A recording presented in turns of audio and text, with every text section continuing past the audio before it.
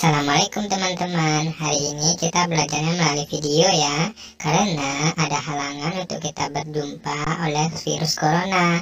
Jadi kita harus melihat dan menonton video dan mendengarkan materi. Halo, assalamualaikum warahmatullahi wabarakatuh. Selamat datang kembali di channel Meja Guru Indonesia. Kali ini video pembelajaran kita membahas di mata pelajaran teknologi layanan jaringan yang membahas standar komunikasi data. Pada standar komunikasi data episode sebelumnya, kita sudah banyak sekali membahas mengenai episode-episode OSI layer. Nah, sekarang saatnya kita membahas yang sudah ditunggu-tunggu di mata pelajaran standar komunikasi data, yaitu standar organisasi internasional. Oke, kalian sudah siap belajar mengenai standar organisasi internasional? Kita akan mulai videonya.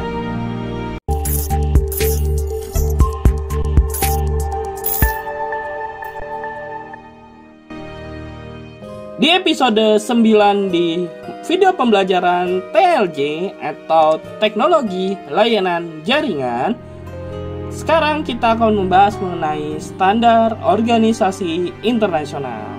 Bersama Pak Dian di sini, kali ini kita akan mulai membahas yang pertama mencakup standarisasi. Bagaimana kita tahu dan kita butuh apa itu standarisasi. Di sini ada beberapa organisasi internasional yang akan kita bahas. Yang pertama kita akan membahas ITU atau International Telecommunication Union. Yang kedua kita membahas ISO atau kepanjangannya International Organization for Standardization. Yang ketiga kita akan membahas IETF atau kita sebut dengan Internet Engineering Task Force. Yang keempat, kita akan membahas mengenai ANSI atau American National Standard Institute. Yang kelima, kita akan membahas mengenai IEEE atau kita biasa sebut dengan Institute of Electrical and Electronic Engineers. Selain itu, ada beberapa badan standar organisasi internasional lainnya yang akan kita bahas. Dari semua pembelajaran ini, diharapkan yang sudah menonton video ini akan bisa menganalisis berbagai standar komunikasi data di bidang standar organisasi internasional. Selanjutnya, kalian mungkin bisa menyajikan berbagai standar komunikasi data yang sudah dilihat di video-video Meja Guru Indonesia sebelumnya di edisi teknologi layanan jaringan, dan kita lengkapi dengan bisa menyajikan apa itu berbagai macam standar organisasi internasional. Kita mulai yang pertama mengenai standarisasi. Kita akan membahas pentingnya standarisasi dengan di awalnya kita harus tahu apa sih standarisasi. Dari berbagai kasus keragaman hasil produksi perangkat keras atau hardware maupun perangkat lunak atau software yang dimiliki masing-masing perusahaan mengakibatkan kita perlu sekali pengembangan dari standar keselarasan dari spesifikasi-spesifikasi yang sudah ditentukan dari produksi, yang akhirnya kita sepakati perusahaan-perusahaan tersebut di bidang IT misalnya, agar hasil perangkat yang dibuat saling berkomunikasi dan selaras satu sama lain. Maka yang sudah kita bicarakan ini kita sebut dengan standarisasi. Begitu, jadinya ketika suatu perusahaan sudah menetapkan standarisasi, perangkat tersebut bisa berkomunikasi satu sama lain baik secara hardware atau perangkat keras maupun secara software atau perangkat lunak, sehingga perusahaan tersebut masih bisa mengembangkan hasil produksinya sesuai dengan standar yang ditetapkan oleh nasional ataupun internasional.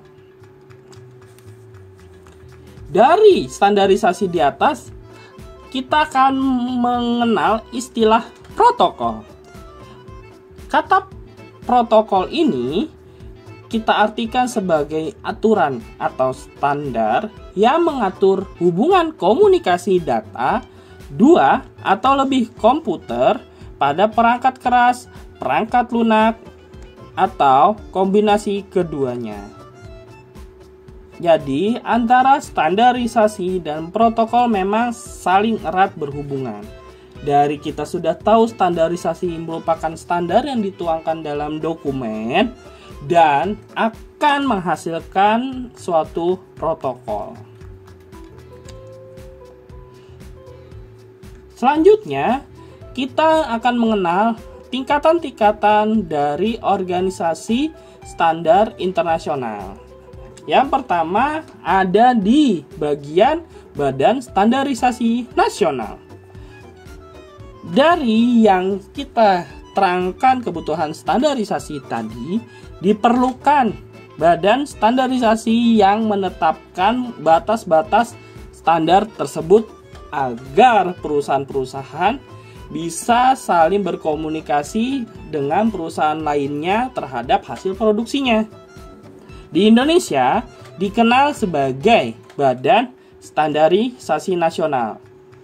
Ini logonya, dan setiap produk yang dihasilkan oleh Badan Standarisasi Nasional memiliki tanda SNI atau kita sebut dengan Standar Nasional Indonesia, yang setiap produk merupakan standar yang dikeluarkan oleh perusahaan. Selain itu, dikenal sebagai Badan Standarisasi Internasional.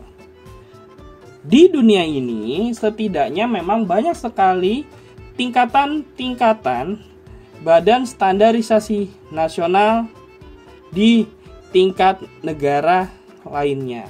Misalnya, di sini ada ITU, ada ISO, ada IETF, ada ANSI, ada IEEE, dan EIA.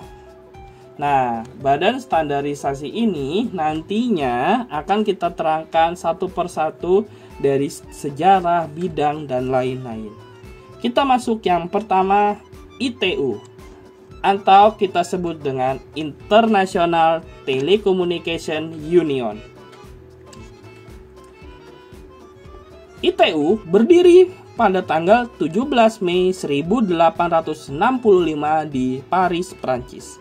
Dikenal sebagai organisasi internasional yang menetapkan regulasi nirkabel atau wireless dan frekuensi-frekuensi radio. Pada ITU ini sendiri dikategorikan beberapa jenis yang membidangi bidang-bidang tertentu. Yang pertama kita kenal sebagai ITU-R atau International Telecommunication Union of Radio Communication. ITU-R ini fokus kepada standar komunikasi gelombang radio dan frekuensinya yang ditetapkan secara internasional.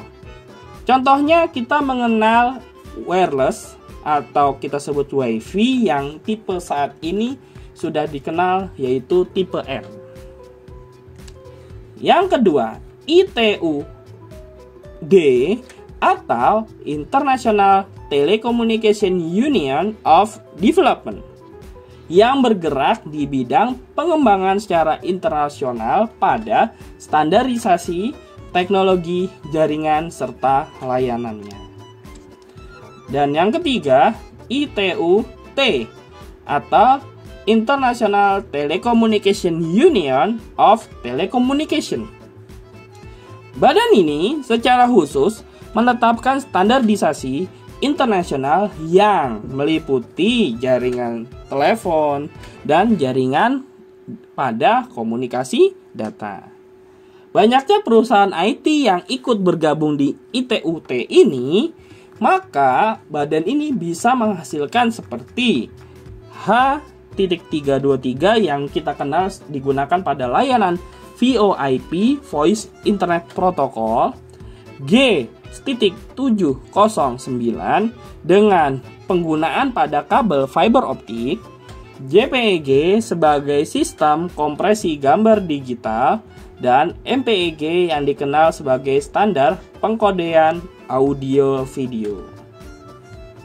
Selanjutnya kita akan membahas mengenai ISO atau International Organization for Standardization.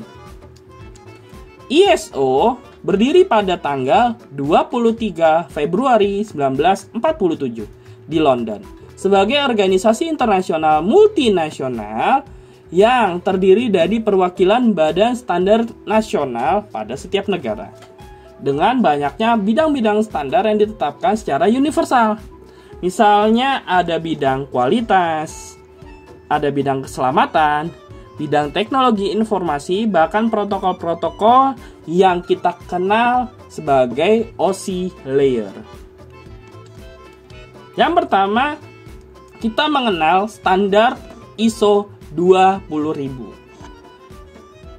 Sertifikasi jenis ini melingkupi manajemen teknologi informasi atau di bidang manajemen IT agar standar ini bisa menerapkan praktik IT terbaik secara internasional pada perusahaan-perusahaan di bidang teknologi informasi. Yang kedua dikenal sebagai standar ISO 27001,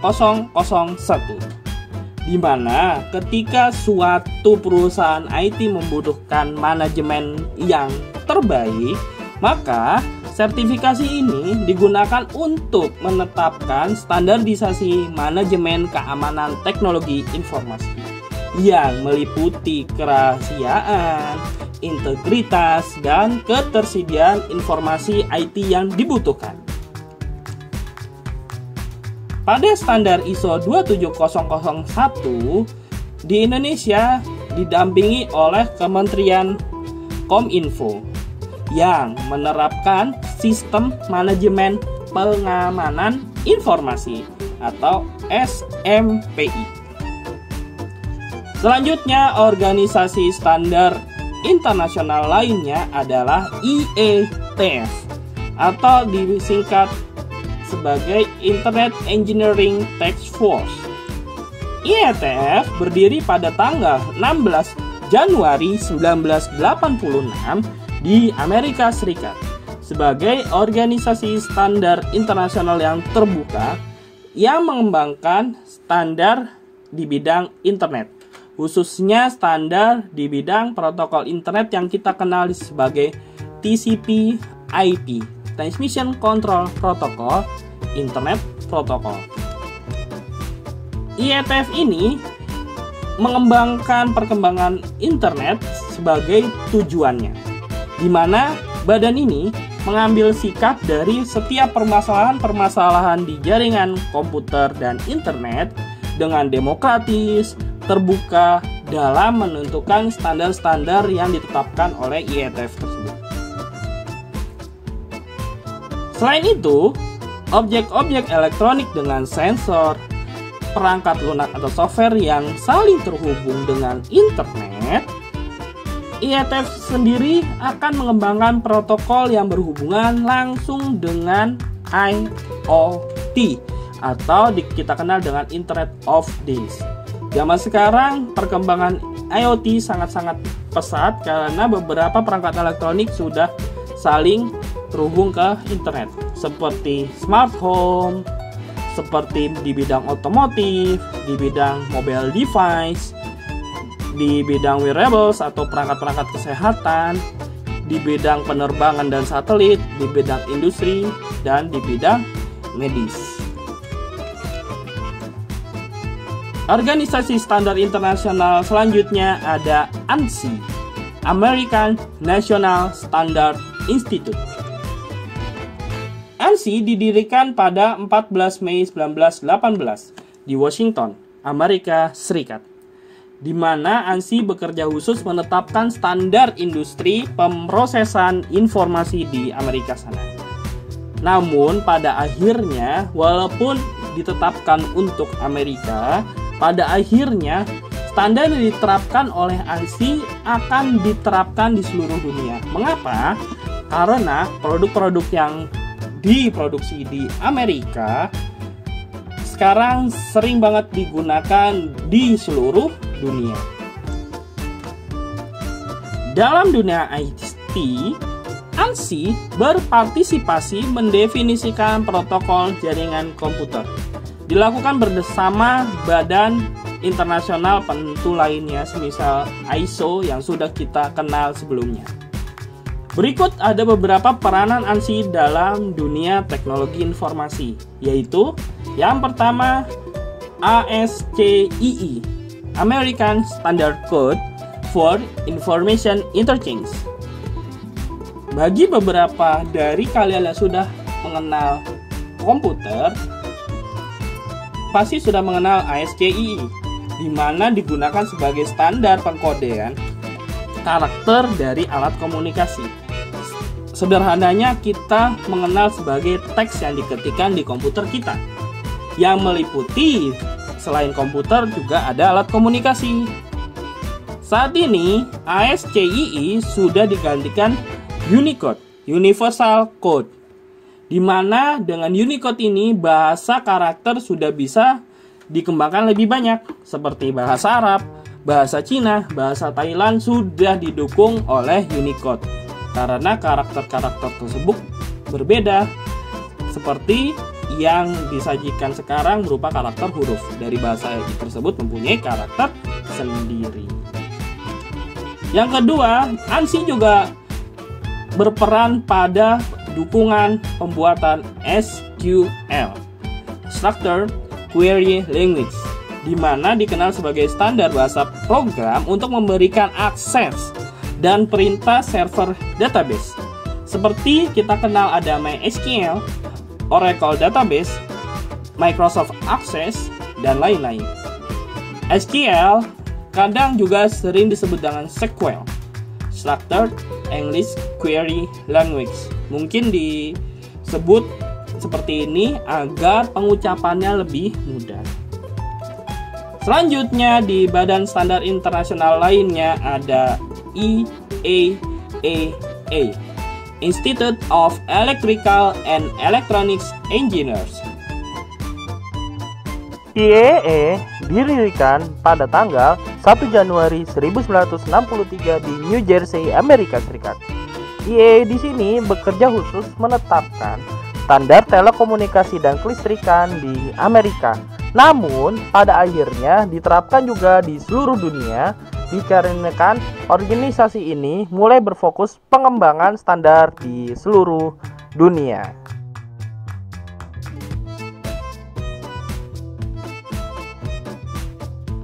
Hal menarik pada standar organisasi IEEE juga tidak disebutkan kepanjangannya. IEEE sendiri bertindak sebagai pihak percepatan teknologi di bidang telekomunikasi, jaringan komputer, kelistrikan, dan alat-alat elektronika lainnya. Di bidang jaringan komputer, IEEE dikenal ada 802 titik sekian, di mana 802 titik sekian itu menunjukkan angka 80 menunjuk pada tahun 1980 dan angka 2 menunjuk bulan Februari di mana dibentuk unit kerja yang membidangi 802 titik sekian ini.